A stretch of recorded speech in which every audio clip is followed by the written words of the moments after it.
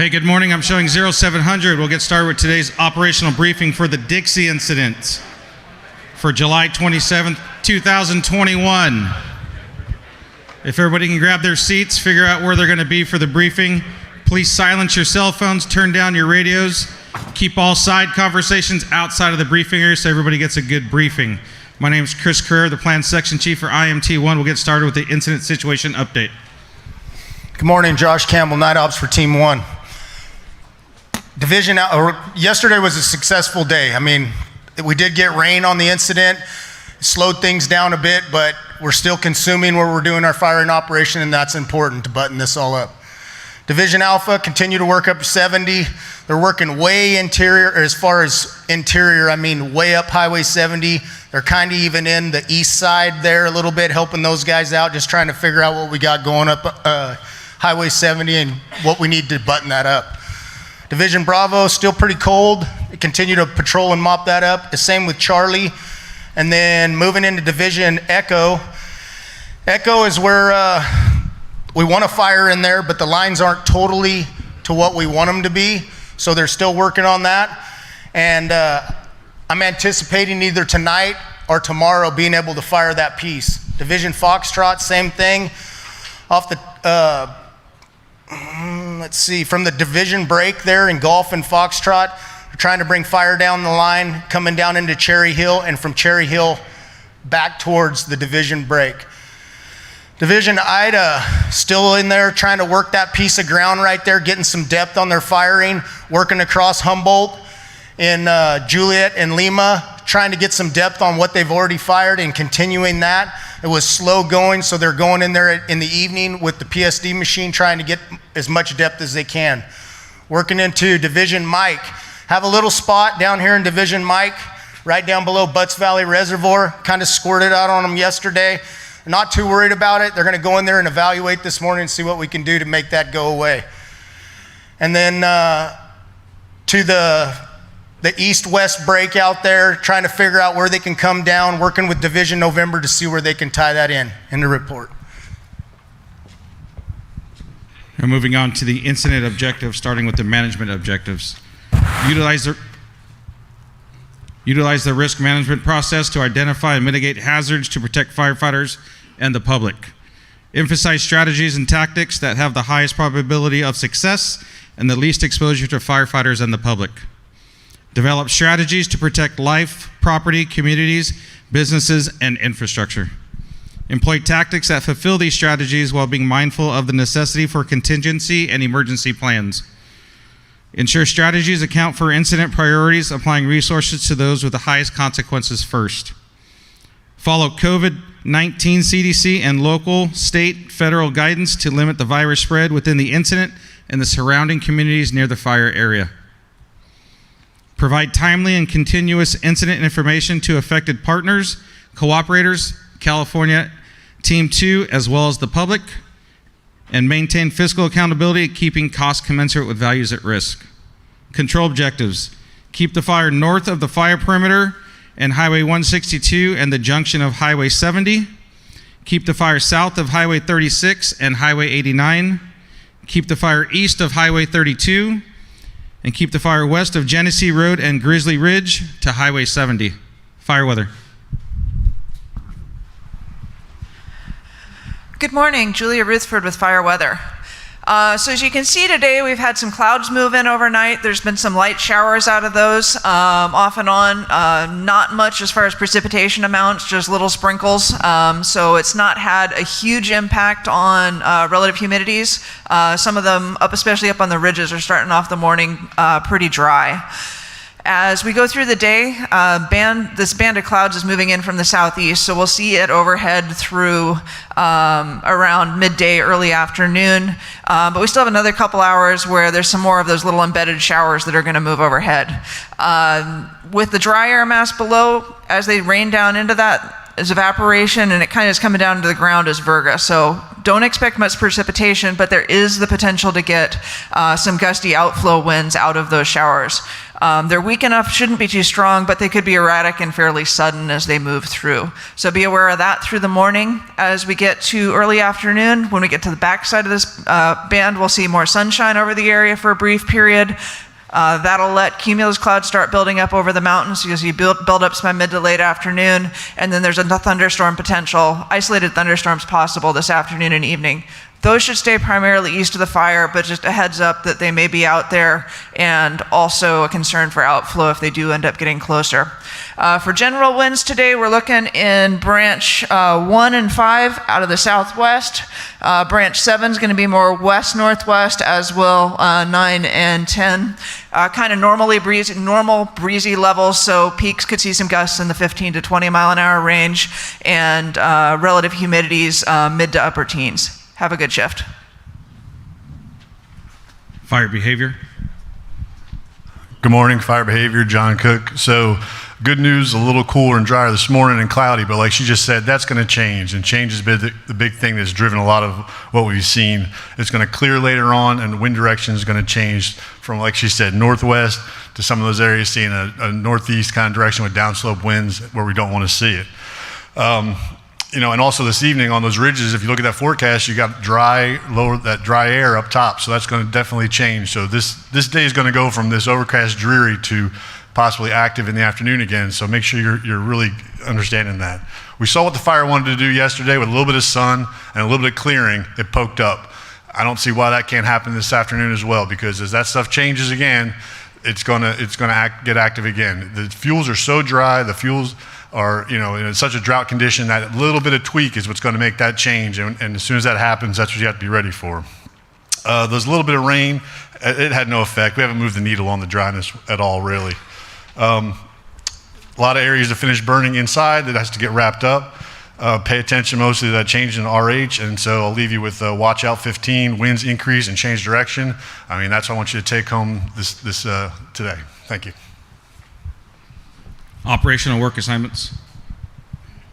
Good morning, Merrick Fields, operations for CAL FIRE IMT1. We're getting there. We've been beating on this thing for almost 2 weeks, but we're close. We've got a little bit of work out there, and then we're going to start to transition into that mop-up stage. So down in Division Alpha Bravo, most of that's in that patrol and mop-up stage. We just need to be visible in there and moving around all of those structures in there, just in the event that there's still a hot spot in there that flares up. Coming up in Division Charlie, where we've been dealing with that Snow Meadows area, we're getting close. We're still doing that hot handoff in there, just because of the potential in there and how many times that's kind of come up and popped up late in the morning as we're doing that shift change. The key today and our primary focus today is going to be in that branch 5-7 split in there. We've been working on that, getting all of those lines prepped and ready for firing. We're really close to firing that piece. We're probably going to look at doing some more firing in there tonight as soon as conditions are favorable for it. But the key for that is patience. We have to do it on our terms. It's probably not going to force our hand in there, but we need to be aware of that. And everybody that's in there working, we're going to try and pre-treat. We had some issues yesterday with the ground troops in there in that timber and trying to put some retardant in there with the fixed wing, and we couldn't get them to come up on air to ground. So everybody in those divisions and those branches right there need to be scanning air to ground, command and tactical, so in the event that we try to start pre-treating that stuff with the fixed wing. And then moving on up above Jonesville, we've got good direct line. We've fired all of that from the top of Jonesville all the way up and met our firing operation on that upper end. So now we're into that transition stage in there where we're going to start mopping up. We need to be mopping up 25, 50 feet off the line all the way across up into the division Mike section of it. The division Mike section, we've been kind of patient and waiting for our partners next door in the east zone to come up with their plan on how they're going to deal with that piece. Today we're going to go up there with their branches and our branches and ops, and we're going to sit down and come up with a solid plan on how they're going to deal with it, because that's going to directly affect what we're going to do. We're either going to go in there direct on that, or we're going to have them, or they're going to fire across the top and meet ours. So have a safe shift. Thank you. Branch and Division 204 roll call.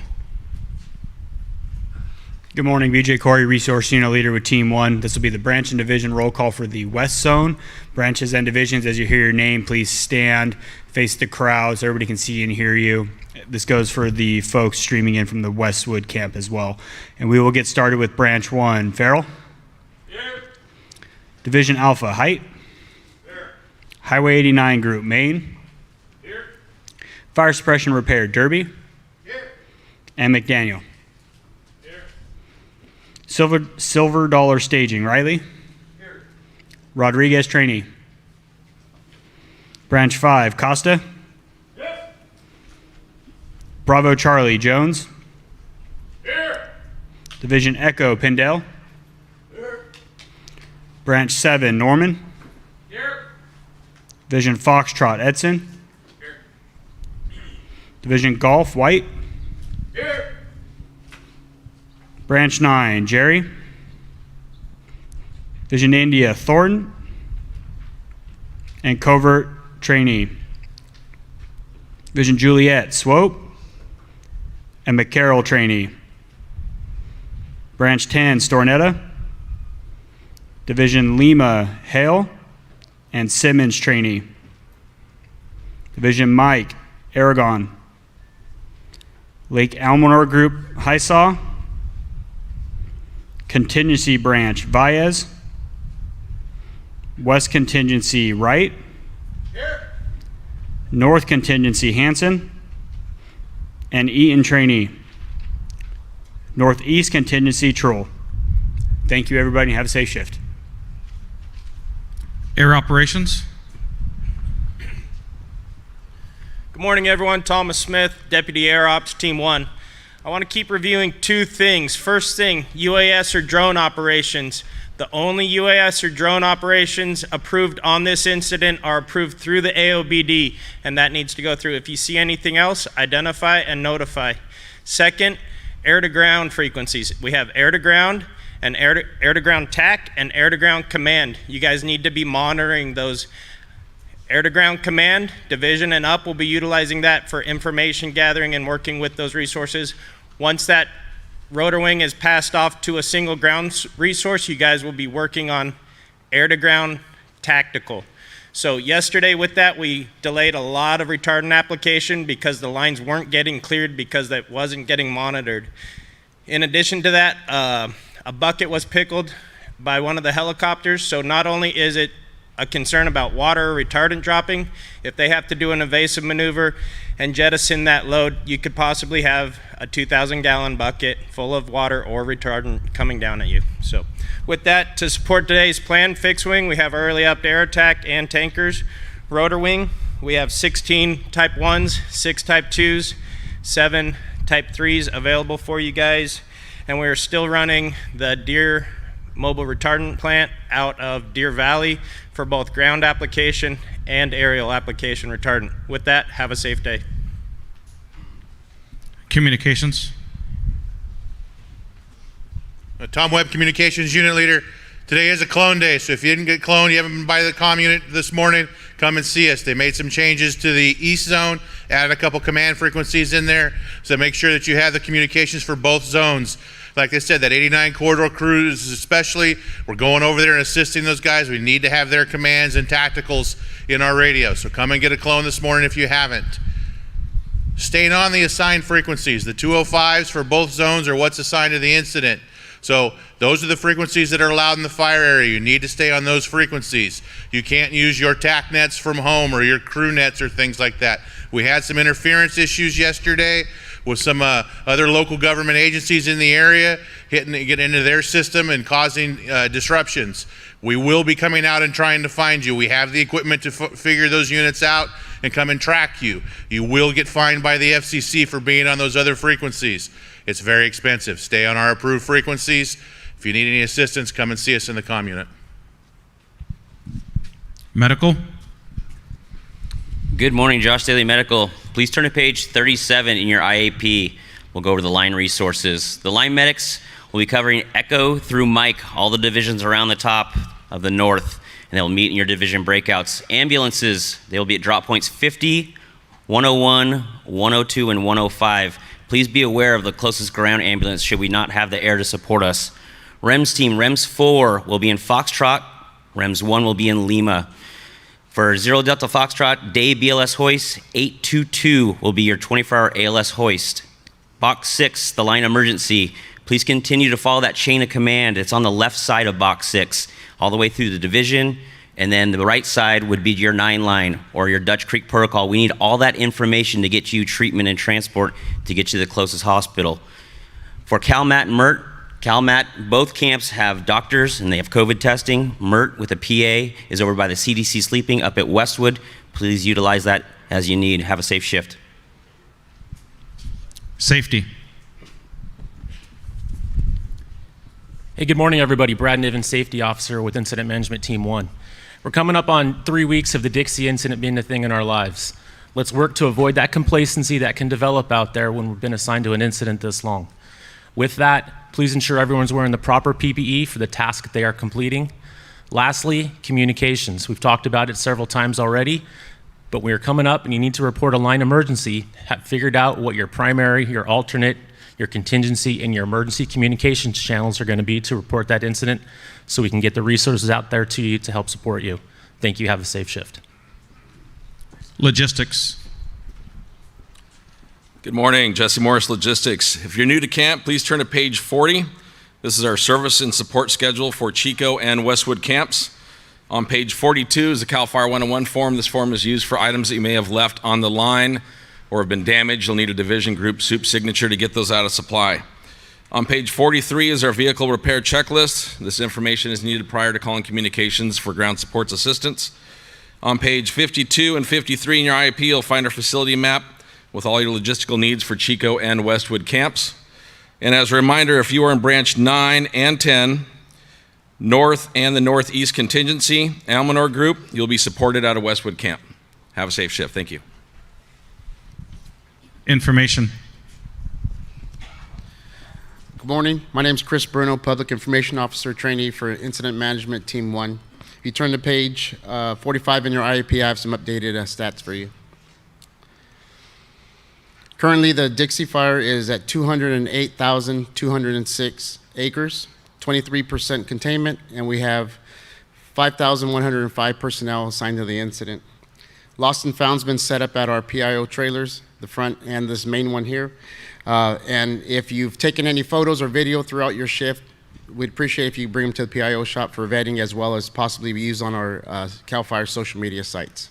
Thank you. Liaison Officer. Hey, good morning. Nate Armstrong, Liaison Trainee for CAL FIRE Incident Management Team 1.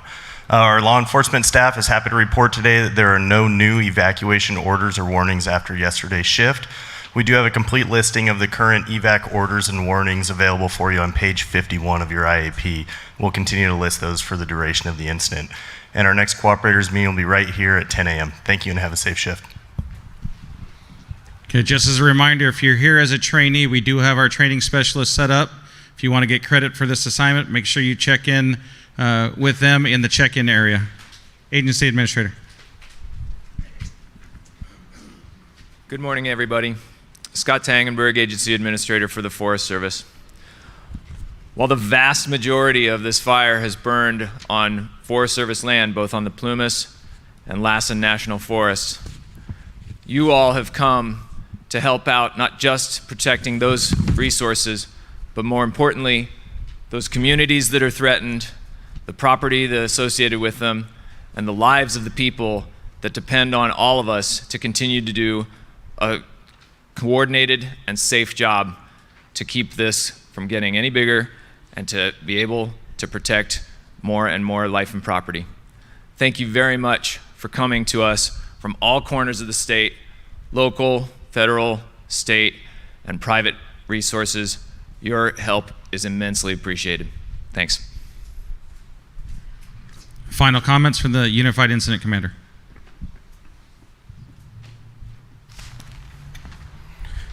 Hey, good morning, everybody. Shannon Prather, one of the Unified Incident Commanders, working here with CAL FIRE Team 1. So weather has given us a slight reprieve today. Just want a message out there to not let that get us into a false sense of security, because it's going to be a limited time and the heat's going to come back. So this is a time not to let our foot off the gas. I want you all to remember out there, no matter what agency or what company you're working for, you're all ambassadors for the Lassen National Forest, CAL FIRE Butte Unit, Plumas National Forest, and CAL FIRE Team 1. So what we do go out there and what we do, what we say, and how we act in the communities, it's important and it matters. So be sensitive to the loss that's out there, and just take time if people have questions to answer them and explain what the work is that you're doing. And lastly, it's not the time to let our foot off the gas with this thing, and we got a little bit left to do. And go out there, have a safe trip, and finish strong. Good morning. Okay, for all of those resources that are unassigned or just checked in this morning, see unassigned resources where you picked up your IEPs. New locations for our breakout, so please don't start moving until I'm done with my list. Stage left, your right, Division Alpha, Highway 89 group, fire suppression repair, inside the back wall for those of you assigned to staging. On the other side, Bravo Charlie. First against the wall, Division Echo, Foxtrot, Golf, and West Contingency back here in the corner. Have a safe shift, turn on your phones and your radios.